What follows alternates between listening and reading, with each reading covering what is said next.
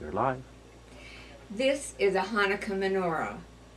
The word that begins and tells you that Hanukkah is here, you use the word kanu, which is K-A-N-U. This means they have rested. And if you realize that on Shabbat, which is the seventh day of the week, God says we should rest. So this is what Hanu takes care of. The Kan Hay means the 25th, the number 25. And this is why we celebrate Hanukkah on the 25th of Kislev, which is the Jewish month for December every year. Now, Hanukkah began in 165 before the Common Era. There was Syrians and Greeks combined that started the whole war of the downward of the temple.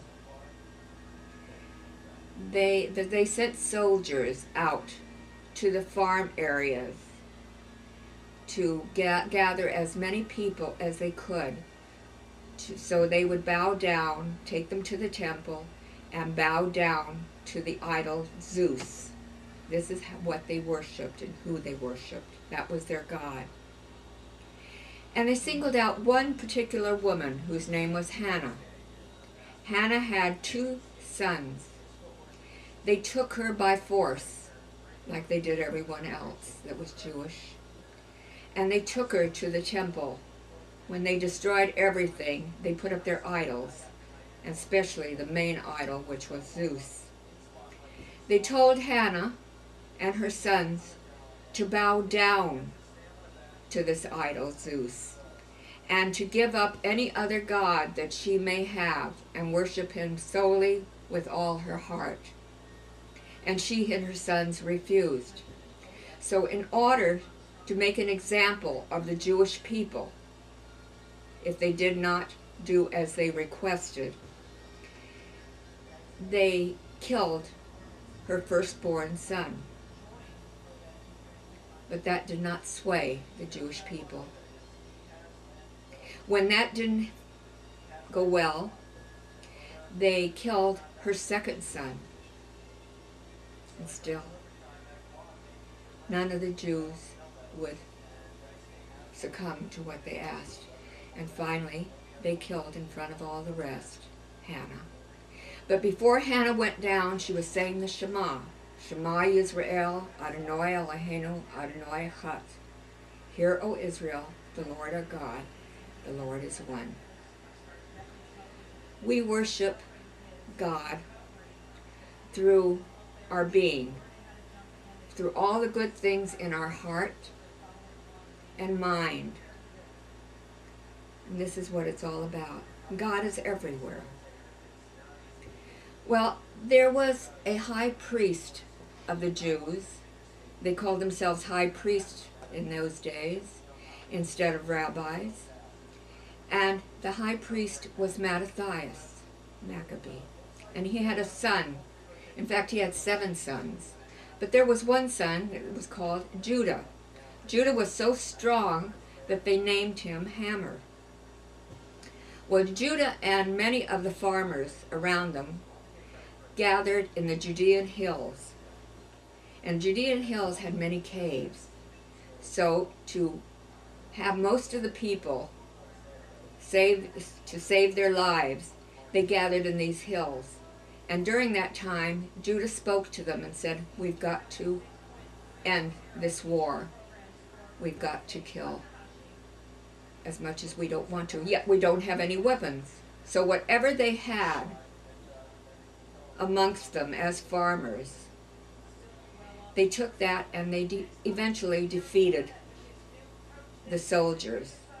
The head of the soldiers, the king, was called Antiochus or Antiochus. Could be called either one and acceptable.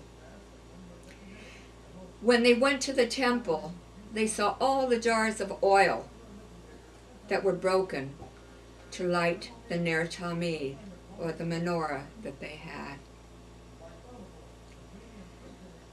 They threw away all the idols and rebuilt the inside of the temple the best they could. But the menorah was so important at that time, and so was the ner tamid, the everlasting light that hangs over the ark. And they looked and they looked and they looked and they couldn't find it. Well, eventually, one little jar of oil was found. Now, for each jar, you needed 1 drop of each olive to make that purest of olive oil. 1 drop of 1 olive went into these little jars because it had to be the purest of all. So 1 jar was found, a very small one, but there was enough to last, they thought, for 1 day if they were fortunate enough. But it happened so that it lasted for 8 days and 8 nights. Therefore, we celebrate the holiday of Hanukkah. They were so happy at that time that they went dancing in the street. And they brought in all the fruits and vegetables that they had, and all the lambs or whatever they'd raised, and were sharing with each other. This is why we share gifts on Hanukkah.